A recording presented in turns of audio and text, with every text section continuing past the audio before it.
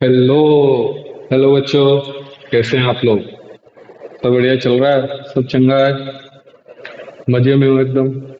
चलिए, एसओटी पढ़ रहे थे हम लोग लास्ट क्लास में। ऑर्थो सेंटर के बारे में जाना था हमने, और क्या जाना था, और सेमी पेरीमीटर के बारे में पढ़ा था हमने। अब हम लोग आगे पढ़ते हैं।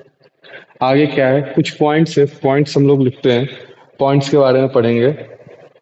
ठीक है, और आपके लिए कुछ क्वेश्चन भी हैं। पॉइंट नंबर वन क्या है आज का, ये आप नोट के फॉर्म में भी लिख सकते हैं। क्या? पहली बात तो ये सिंपल सी बात क्या है कि अगर मैं एरिया ऑफ ट्रायंगल की बात करूं, तो एरिया ऑफ ट्रायंगल को हम लोग डेल्टा से भी डिनोट करते हैं, या एरिया ऑफ ट्रायंगल को अगर लिखा रहे तो ऐसे बॉक्स ऑफ एबीसी अगर लिखूं मैं, तो ये भी एरिया ऑफ ट्रायंगल का नोटेशन हुआ। नहीं तो आप किस तरीके से डिनोट कर सकते हैं, बहुत जगह एस से भी डिनोट कर देते हैं एरिया ऑफ ट्रायंगल को, कि एस से भी डिनोट कर देते हैं बुक्स में आपको। तो ये सब क्या है, एरिया ऑफ ट्रायंगल का आपका जनरल नोटेशन हुआ। अब नोट नंबर टू ये है, नोट नंबर टू आपका ये है भाई। नोट नंबर टू की बात करें मैं, तो नोट नंबर टू, अगर मेरा ट्रायंगल है ये,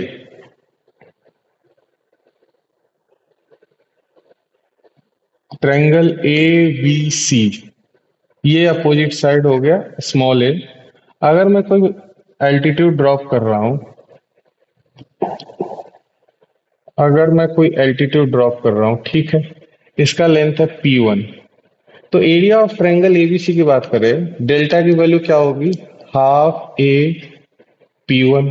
ठीक, अगर सेम यही ट्रायंगल है, सेम यही ट्रायंगल है ए बी सी, अब मैंने क्या कर दिया, अब ये P2 एल्टीट्यूड ड्रॉ कर दिया। अब और हमें साइड कौन सी पता है भाई, स्मॉल बी पता है, और ये लेंथ क्या है, P2, P2 इसका लेंथ है। तब आप डेल्टा को और क्या लिख सकते हो भाई, हाफ ए, सॉरी ए नहीं होगा, क्या हो जाएगा आपका, हाफ बी P2, ये आएगी डेल्टा की वैल्यू। बोलो, बात समझ में आई? ये कैसे लिख रहा हूं मैं, कोई बच्चा पूछा था, अरे तो बेटा एरिया ऑफ ट्रायंगल क्या होता है, एरिया ऑफ ट्रायंगल आपका, area of triangle, area of triangle ABC की बात करें तो ये किसके इक्वल होगा, हाफ बेस इंटू हाइट।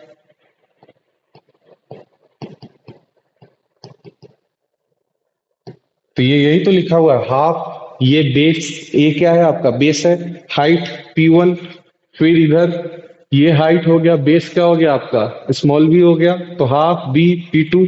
उसी तरीके से अगर मैं तीसरा ट्रायंगल बनाऊं, तीसरा मतलब यही ट्रायंगल, एक में नहीं बना रहा हूं मैं, अलग अलग बना रहा हूं, कि आपको कंफ्यूजन ना हो, ये एल्टीट्यूड, लेंथ इसका P3 नाम दे देता हूं, और ये स्मॉल सी, तो डेल्टा और किसके इक्वल हो जाएगा भाई, क्या लिख दोगे बेटा बोलो, half C, half C P3। तो यहां से आपके पास क्या आया भाई, यहां से हमारे पास क्या आया, इस क्वेश्चन पे हम लोग बाद में चलेंगे, एक पेज और ऐड कर लेते हैं। यहां से हमारे पास आया delta equals to half A P1, तो P1 की लेंथ क्या आ गई, 2 डेल्टा बाई ए। उस सिमिलरली हमारे पास क्या आया, delta equals to half B P2। तो यहां से P2 की लेंथ क्या आ गई, ये आपकी क्या किसकी लेंथ थी, P1 की, P2 की लेंथ क्या आ गई, बोलो बेटा, P2 equals to 2 delta by B. समझ में आ रहा है ना कैसे, ये 2 इधर जाके मल्टीप्लाई हो गया, ए इधर आके डिवाइड हो गया, तो 2 delta by A, 2 delta by B. अब सिमिलरली उसी तरीके से delta equals to half C P3, तो 2 इधर जाके मल्टीप्लाई हो, तो 2 डेल्टा बाई सी, ये किसकी लेंथ हो गई आपकी, P3 की। तो ये क्या आया, लेंथ ऑफ एल्टीट्यूड्स आए हैं हमारे पास। तो आप क्या लिख सकते हैं कि लेंथ ऑफ, राइटिंग आज अच्छी लग रही होगी आपको, length of altitudes, altitudes length of altitudes equals to 2 delta upon, क्या लिखोगे, लेंथ ऑफ अपोजिट साइड लिख सकते हैं क्या?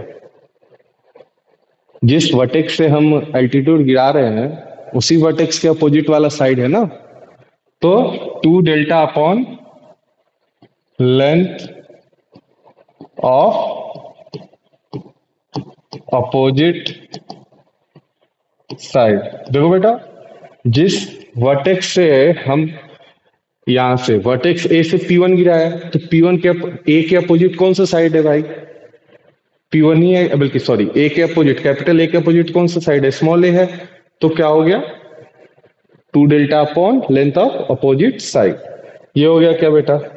अब आते हैं हम लोग क्वेश्चन पे। क्वेश्चन हमारा क्या बोल रहा है? ट्रू और फॉल्स का सवाल है। ट्रू और फॉल्स का सवाल है। क्या सवाल पूछ रहा है?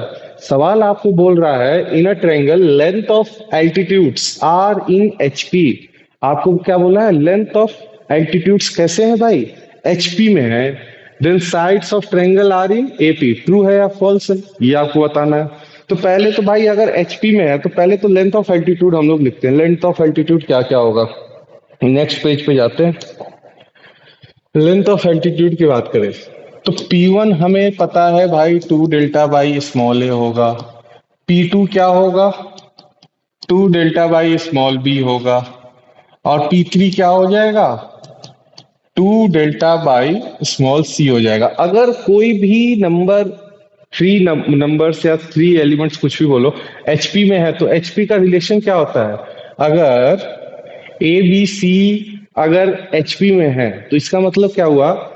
अगर दूसरे लैंग्वेज में समझाएं आपको, कोई alpha beta, let alpha beta gamma are in HP.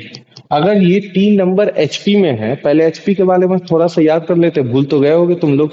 अगर 3 नंबर ये एचपी में है तो इसका मतलब क्या हो गया? बोलो, इसका रेसिप्रोकल जो है वो क्या होगा? एपी में होगा। सही बात है या नहीं? तो इसका रेसिप्रोकल हमारा क्या होना चाहिए? एपी में आना चाहिए।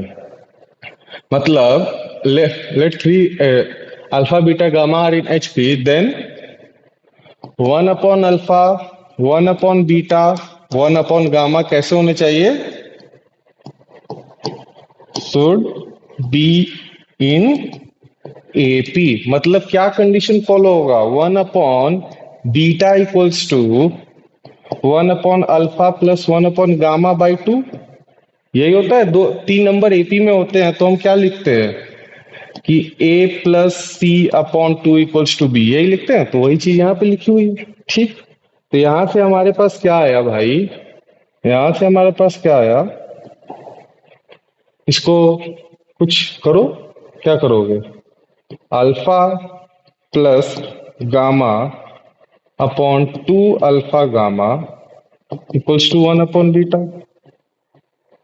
इसको उल्टा कर दोगे तो यहां से क्या आएगा? 2 alpha upon alpha plus gamma equals to beta. ये आया क्या कंडीशन? अगर 3 नंबर एचपी में होते हैं तो कुछ ऐसा होता है। ये आपने पढ़ा था, तो ये मैंने तो जस्ट रिवीजन कराया। अब हम लोग अपने क्वेश्चन पे वापस लौटते हैं। क्या बोला था? ये एचपी में है, ये चीज आपको गिवन है। ये गिवन है ना? लेंथ ऑफ, लिखा है ना बेटा? Length of altitudes are in HP. Length of altitudes कैसे हैं? एचपी में है। तो एपी में देखते हैं कि नहीं। तो एपी के लिए क्या करना है भाई? रेसिप्रोकल चेक करना है हमें। रेसिप्रोकल चेक करो। तो मतलब इसका रेसिप्रोकल करे, P1 का रेसिप्रोकल करोगे तो A/2 डेल्टा होगा क्या? उसके बाद B/2 डेल्टा होगा क्या? और C/2 डेल्टा, ये होंगे। डेल्टा डेल्टा डेल्टा कैंसिल हो जाएगा क्या बेटा? बोलो, डेल्टा डेल्टा डेल्टा कैंसिल हो जाएगा क्या? तो डेल्टा डेल्टा कैंसिल कर दो भाई। ये तीनों है ना, तीनों डेल्टा आप कैंसिल कर दोगे तो एबीसी आपको कैसे आ जाएंगे? आपके पास बचा क्या? ये A, B, C, यही बचा क्या?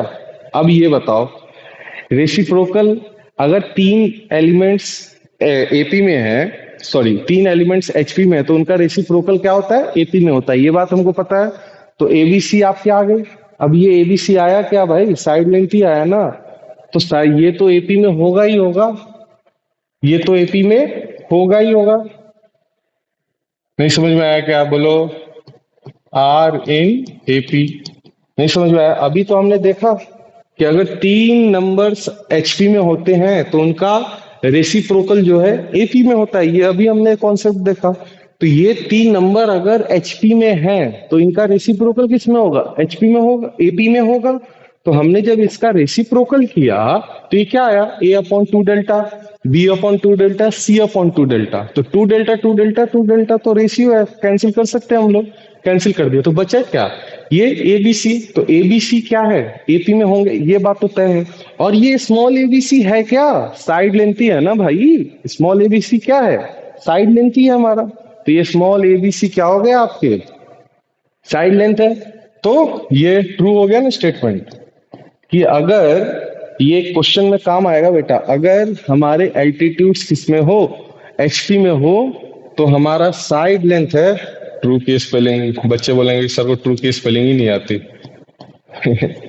अगर हमारा साइड लेंथ क्या बोल रहा था मैं, अगर हमारा एल्टीट्यूड एचपी में है तो साइड लेंथ किस में होगा, एपी में होगा। यहां तक बात क्लियर है। अब हम लोग आगे बढ़ते हैं।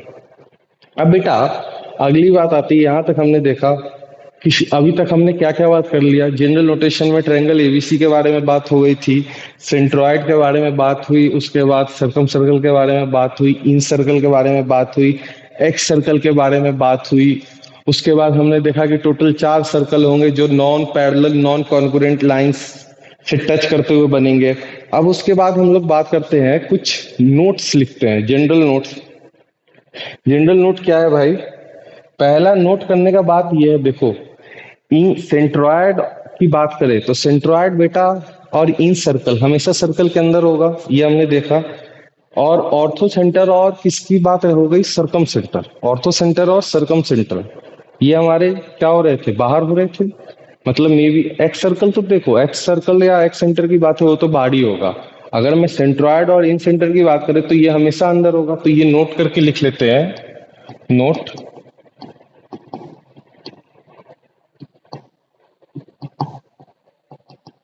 centroid and in center always lies inside the triangle।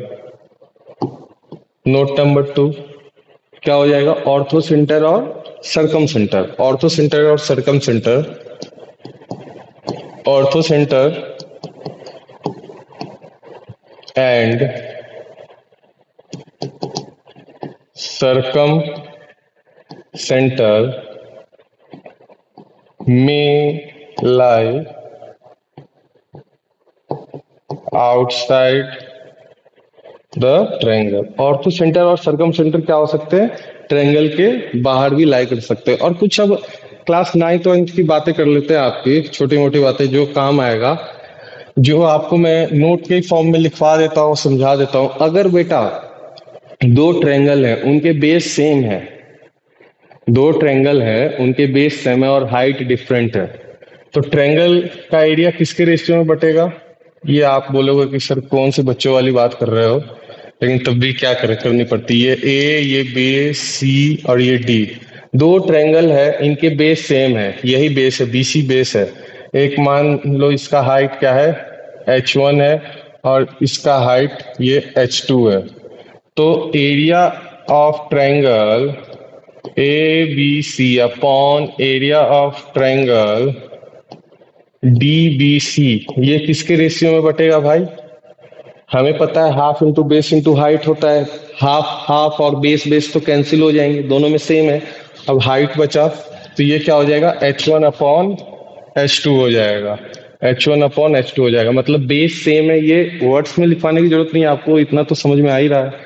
Base same है, हाइट डिफरेंट है, तो किसमें बदलेगा, बोलो बेटा, बेस सेम है और हाइट डिफरेंट है तो हाइट के रेशियो में एरिया डिवाइड, एरिया का भी रेशियो होगा।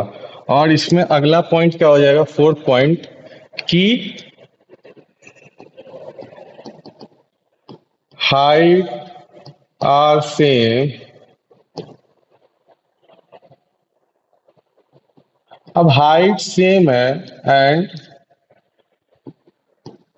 बेस इज डिफरेंट, बेस अलग है, तो area of triangle A B C upon कुछ भी ले लो, एरिया ऑफ ट्रायंगल अब क्या हो जाएगा, हाइट सेम है बेस अलग है, कुछ भी ट्रायंगल मान लीजिए, तो ट्रायंगल का डी ई एफ बेस अलग है हाइट सेम है, तो किस रेशियो में ये बटेंगे, किस रेशियो में बटेंगे बेटा, हाइट सेम है बेस अलग है, तो हाफ हाफ तो cancel, half into base into height में से, और हाइट हाइट भी कैंसिल, तो बेस के रेशियो में बटेंगे b1 अपॉन b2। ये एक पॉइंट रही है हमारे पास।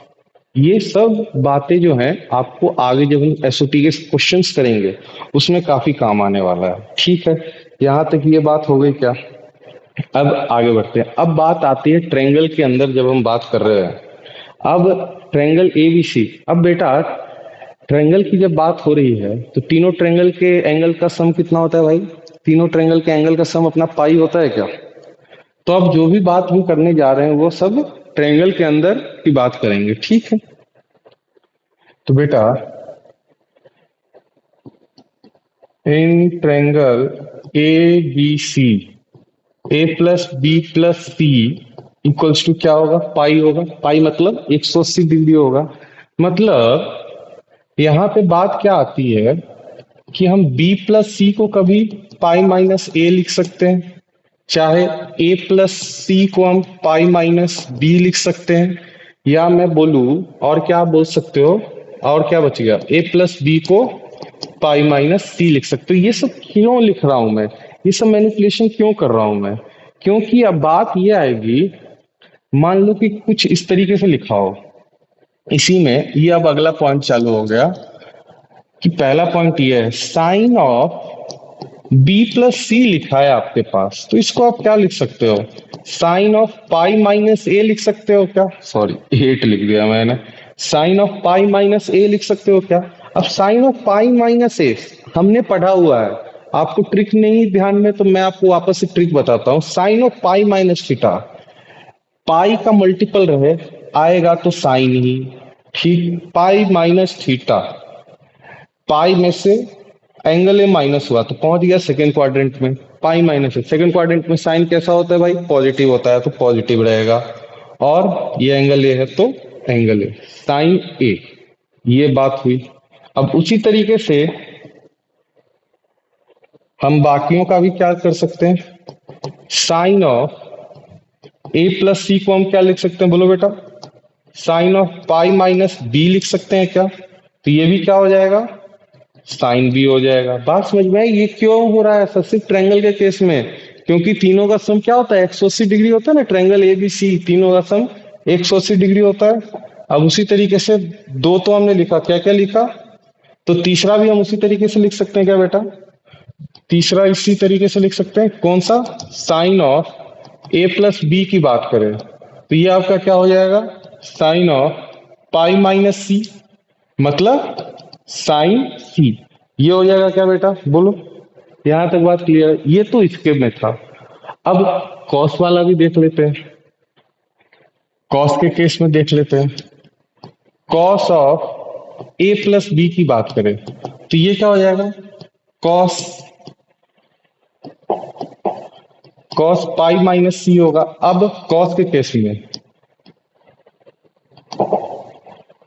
सेकेंड क्वाड्रेंट में गया, रहे पाई का मल्टीपल है तो कॉस ही रहेगा, ठीक, माइनस सी हो रहा है तो सेकंड क्वाड्रेंट में कॉस कैसा होता है, निगेटिव होता है, तो माइनस का कॉस सी क्या हो जाएगा बेटा, ये माइनस का कॉस सी हो जाएगा। समझ में आ रहा है ना, आपको याद करने की कोई जरूरत नहीं, सब लॉजिकल है।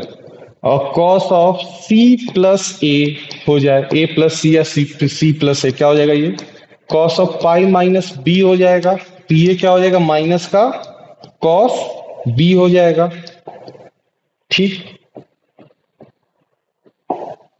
सिक्स्थ वाला कॉस ऑफ, कौन सा बच गया भाई, बी प्लस सी बच गया। कॉस ऑफ बी प्लस सी ये क्या हो जाएगा, कॉस ऑफ पाई माइनस ए होगा। ये क्या हो गया, माइनस का कॉस ए हो गया। यहां तक बात क्लियर है। अब ये बात तो हमने करी।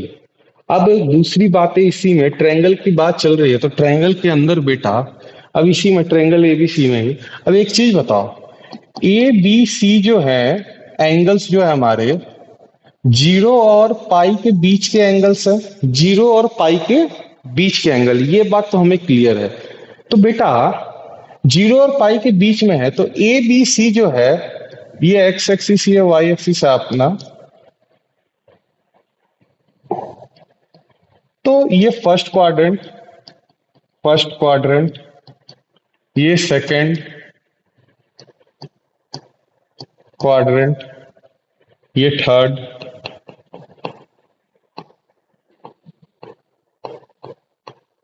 और ये फोर्थ। अब एक चीज बताओ भाई, ए बी सी तीनों एंगल्स किस किस क्वाड्रेंट में आ सकते हैं, उनकी पॉसिबिलिटी क्या है, किस क्वाड्रेंट में आ सकते हैं, इसकी पॉसिबिलिटी क्या है भाई बताओ, किस क्वाड्रेंट में आएंगे बताओ।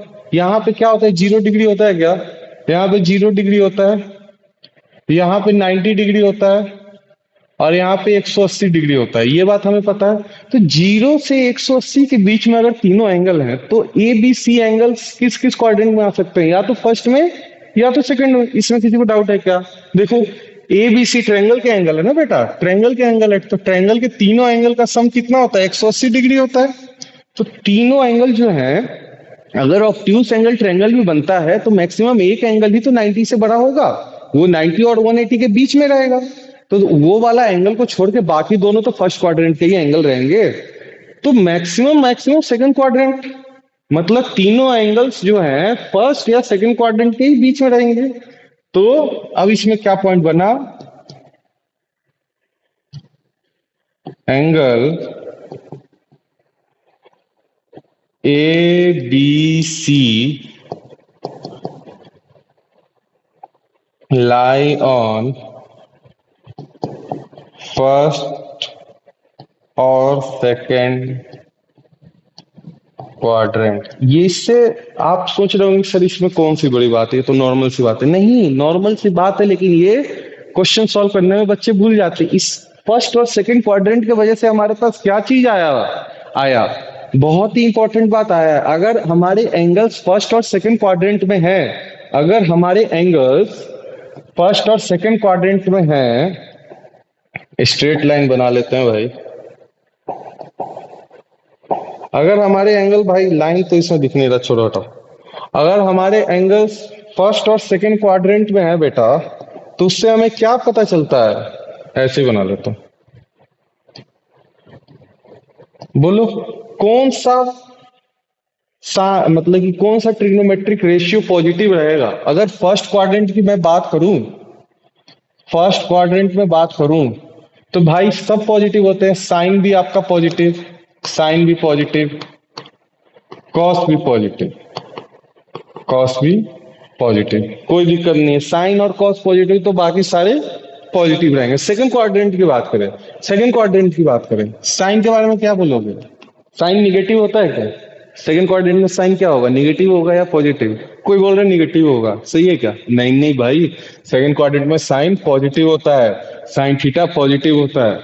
और कॉस थीटा क्या होगा, कॉस थीटा बोलो भाई, कॉस थीटा तो निगेटिव होगा या पॉजिटिव, मैं बोल रहा हूँ पॉजिटिव होगा, बोलो पॉजिटिव होगा क्या, गलत बोल रहा हूँ नलायको, गलत बोल रहा हूँ मैं, क्या कर रहे हो तुम लोग भी पॉजिटिव बोल रहे हो। सेकंड क्वाड्रेंट में कॉस थीटा निगेटिव होता है, तो कॉस लिखा है मैंने सीधे, ठीक है ना, तो निगेटिव होता है।